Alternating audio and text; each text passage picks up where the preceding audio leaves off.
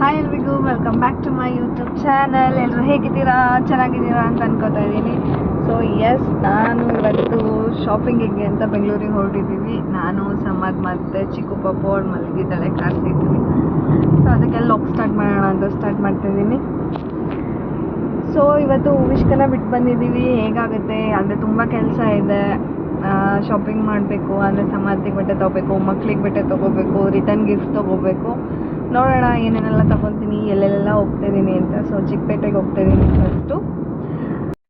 So ನೋಡಿ, ನಾವು ಬರೋ ರೋಡಲ್ಲಿ ಅಂದರೆ ಬ್ಯಾಂಗ್ಳೂರು ತುಮಕೂರು ಹೈವೇಲಿ, ಬ್ಯಾಂಗ್ಳೂರಿಂದ ತುಮಕೂರಿಗೆ ಬರೋ ರೋಡಲ್ಲಿ ತುಂಬಾ ಜಾಮ್ ಆಗಿತ್ತು. ಸುಮಾರು ಒಂದು 2 ಕಿಲೋಮೀಟರ್ಸ್ ಅಷ್ಟು ಜಾಮ್ ಆಗಿತ್ತು. ಸೊ ನಾವು ಫಸ್ಟ್ ಬಂದಿದ್ದು ದಿವ್ಯಾ ಫ್ಯಾಷನ್ ಅಂತ, ಅಂದರೆ ಲುಲು ಮಾಲ್ ಅಪೋಸಿಟ್ ಇದೆ ಅದು. ನೋಡಿ, ಇಲ್ಲಿ ಸ್ಲಿಪ್ಪರ್ಸ್ ತೊಗೊಂಡು ನಾವು ಹೊರಟ್ವಿ. ಅಂದರೆ ಬರ್ತಾ ನೋಡೋಕ್ಕಾಗಲ್ಲ ಅಂತ ಹೇಳ್ಬಿಟ್ಟು ಇವಾಗಲೇ ಮುಗಿಸ್ಕೊಂಡ್ವಿ. ಸೊ ಅಲ್ಲಿಂದ ನಾವು ಕೆಂಪೇಗೌಡ ಮಹಾರಾಜ ಕಾಂಪ್ಲೆಕ್ಸಿಗೆ ಬಂದ್ವಿ ಕಾರ್ ನಿಲ್ಸೋಣ ಅಂತ. ಸೊ ಫೈನಲಿ ಬಂದ್ವಿ ಚಿಕ್ಕಪೇಟೆಗೆ. ಇವಾಗ ಕೆಂಪೇಗೌಡ ಪಾರ್ಕಿಂಗಲ್ಲಿ ಪಾರ್ಕ್ ಮಾಡ್ತಾ ಇದ್ದೀವಿ.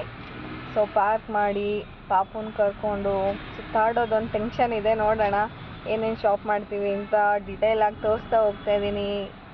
ಪಾಪು ಮಲಗಿದ್ಲು, ಸೊ ಹಾಗೆ ಎತ್ಕೊಂಡು ನೋಡಿ ಸಮತ್ ಎತ್ಕೊಂಡು ನಾವು ಹೊರಟ್ವಿ. ಫಸ್ಟೇ ನಾವು ರಿಟರ್ನ್ ಗಿಫ್ಟ್ನ ಮುಗಿಸ್ಕೊಳ್ಳೋಣ ಅಂತ ಹೇಳ್ಬಿಟ್ಟು ಹೋಗ್ತಾ ಇದ್ದೀವಿ ರಿಟರ್ನ್ ಗಿಫ್ಟ್ ಅಂಗಡಿಗೆ.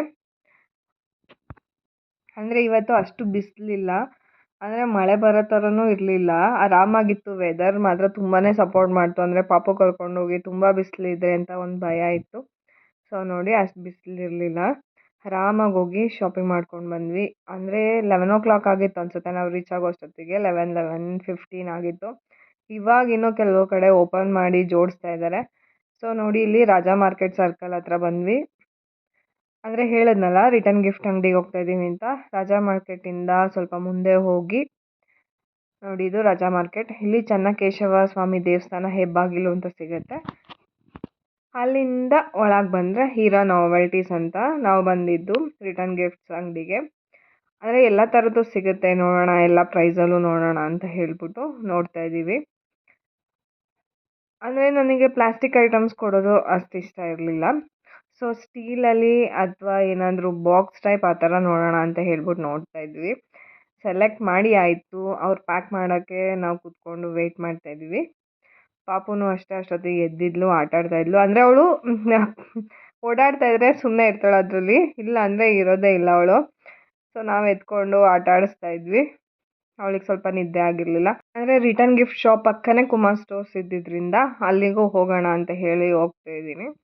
ಇಲ್ಲಿ ನಾನು ಏನೂ ಜಾಸ್ತಿ ಶಾಪ್ ಮಾಡಲಿಲ್ಲ. ಅಂದರೆ ಅಕ್ಕನ ಹತ್ರ ತರಿಸ್ಕೊಂಡಿದ್ದೆ ಕ್ರೀಮ್ಸು, ಸ್ವಲ್ಪ ಬಾಡಿ ಲೋಷನ್ಸು ಎಲ್ಲ. ಸೊ ನನ್ನ ಮಗಳು ಅವ್ರ ಜೊತೆ ಆಟ ಆಡ್ತಾಯಿದ್ಲು. ಅಂದರೆ ಕುಮಾರ್ ಸ್ಟೋರ್ಸ್ ಎಲ್ಲರಿಗೂ ಗೊತ್ತಿರುತ್ತೆ, ಅಂದರೆ ಕಾಸ್ಮೆಟಿಕ್ಸ್ ಶಾಪು. ಎಲ್ಲ ಥರ ಬ್ರ್ಯಾಂಡ್ಸು ಸಿಗುತ್ತೆ ಇಲ್ಲಿ. ಸೊ ನೋಡಿ, ಪ್ಯಾಕ್ ಆಯಿತು. ಕೂಲಿಯವ್ರ ಹತ್ರ ಅದನ್ನು ತೊಗೊಂಡೋಗಿ ಸಮತ್ ಕಾರ್ಗೆ ಇಡ್ಸ್ಬಿಟ್ಟು ಬರ್ತೀನಿ ಅಂತ ಹೋಗ್ತಾ ಇದ್ದಾರೆ.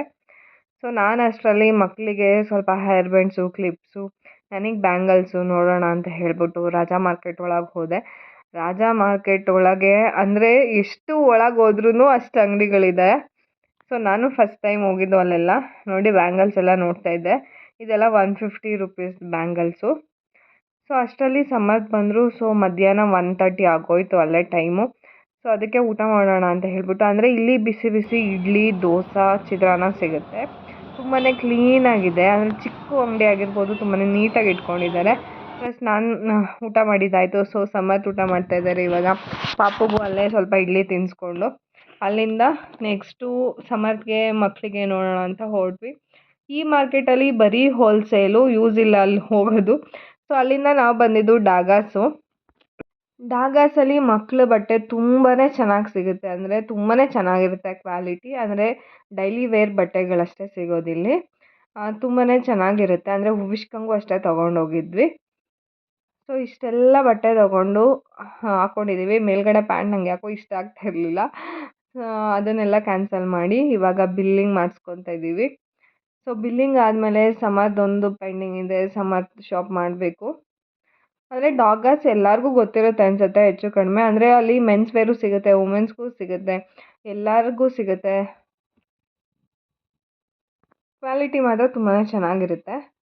ವುಮೆನ್ ಸೆಕ್ಷನ್ ಅಂತೂ ನೋಡೋಕ್ಕೆ ಟೈಮೇ ಇರಲಿಲ್ಲ ನನಗೆ. ನಾನು ನೋಡೋಕ್ಕೂ ಆಗಲಿಲ್ಲ, ಒಂದೇ ಒಂದು ಪ್ಯಾಂಟ್ ತೊಗೊಂಡೆ ಅಷ್ಟೇ.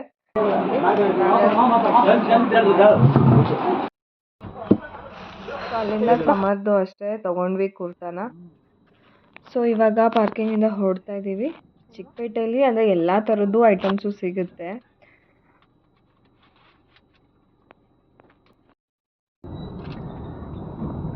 ಯಪ್ಪ ಫುಲ್ ಸುಸ್ತಾಗಿ ಹೋದ್ವಿ. ಚಿಕ್ಕಪೇಟೆಯಿಂದ ಶಾಪಿಂಗ್ ಮುಗಿಸ್ಕೊಂಡು ಇವಾಗ ರೂಪ್ ಸಂಗಮಿಗೆ ಹೋಗೋಣ, ಮಕ್ಳಿಗೆ ಬಟ್ಟೆ ನೋಡೋಣ ಅಂತ ಹೇಳಿ ಹೊರಟಿದ್ದೀವಿ. ಅವಳು ಸುಸ್ತಾಗಿ ಮಲಗಿಬಿಟ್ಟಿದ್ದಾಳೆ. ಚಿಕ್ಕಪೇಟೆ ಅಂದ್ರೆ ಸಾಕಾಗೋಗುತ್ತೆ ಅಲ್ವಾ. ಅಂದರೆ ಎಲ್ಲದೂ ಮುಗೀತು. ರಿಟರ್ನ್ ಗಿಫ್ಟು, ಮಕ್ಕಳದ್ದು ಡೈಲಿ ವೇರ್ಸು, ಸಮರ್ತ್ ಬಟ್ಟೆ, ಸೊ ಎಲ್ಲದೂ ಶಾಪಿಂಗ್ ಆಗಿದೆ. ಸೊ ನೋಡೋಣ, ಇಲ್ಲೂ ಚೆನ್ನಾಗಿರೋದೊಂದು ಸಿಕ್ಕಿದ್ರೆ ಖುಷಿ ಆಗುತ್ತೆ. ಆಮೇಲೆ ಮನೆಗೆ ಹೋಗಿ ನಾನು ಏನೇನು ಶಾಪ್ ಮಾಡಿದೆ ಅಂತ ಎಲ್ಲ ನಿಮಗೆ ಶೇರ್ ಮಾಡ್ತೀನಿ, ಕಾಯ್ತಾ ಇರಿ. ಸೊ ನೋಡಿ, ಇವಾಗ ರೂಪ್ ಸಂಗಮಿಗೆ ಬಂದಿದ್ದೀವಿ. ಇಲ್ಲಿ ಯಾವ ಬಟ್ಟೆ ತೊಗೊಂಡ್ವಿ ಅಂತ ನಾನು ನೆಕ್ಸ್ಟ್ ವಿಡಿಯೋದಲ್ಲಿ ತೋರಿಸ್ತೀನಿ. ಅಂದರೆ ಇಬ್ಬರಿಗೂ ಸೇಮ್ ಕಲರ್ ತೊಗೊಳ್ಳೋಣ ಅಂತ ಹೇಳಿ ಡಿಸೈಡ್ ಮಾಡಿದ್ವಿ. ಅಂದರೆ ಇಷ್ಟ ಆಗಿರೋದ್ರಲ್ಲಿ ಸೈಜ್ ಸಿಗ್ತಾ ಇರಲಿಲ್ಲ. ಅಂದರೆ ಸೇಮ್ ಇವಳ ಏಜಿಗೂ ವಿಷ್ಕಾ ಏಜಿಗೂ ಸೈಜ್ ಸಿಗ್ತಾ ಇರಲಿಲ್ಲ. ಸೊ ನೋಡಿ, ಒಂದೆರಡು ಸೆಲೆಕ್ಟ್ ಮಾಡಿದ್ದೀವಿ. ಅದರಲ್ಲಿ ಯಾವ್ದು ತೊಗೊಂಡೆ ಅಂತ ನಿಮಗೆ ನೆಕ್ಸ್ಟ್ ವಿಡಿಯೋದಲ್ಲಿ ಹೇಳ್ತೀನಿ.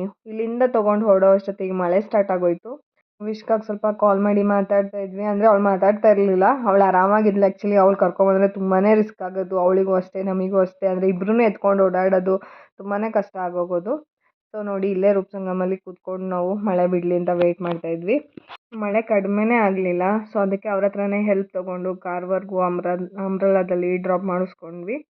ಸೊ ಪಾಪುಗೂ ಅಷ್ಟೇ ಹೊಟ್ಟೆ ಹಸ್ವಾಗ್ತಾಯಿತ್ತು. ಅಂದರೆ ಸೆರ್ಲಾಕ್ ತೊಗೊಂಡೋಗಿದ್ದೆ, ಅವಳಿಗೆ ಕಾರಲ್ಲೇ ಮಿಕ್ಸ್ ಮಾಡಿ ತಿನ್ನಿಸ್ತಾ ಇದ್ದೆ. ಮತ್ತು ತುಂಬಾ ಟ್ರಾಫಿಕ್ ಜಾಮ್ ಆಗೋಯಿತು.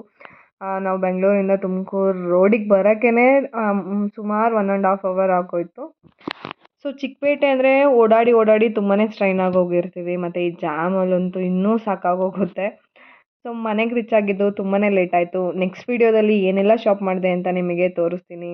Thank you for watching. Like, share and subscribe.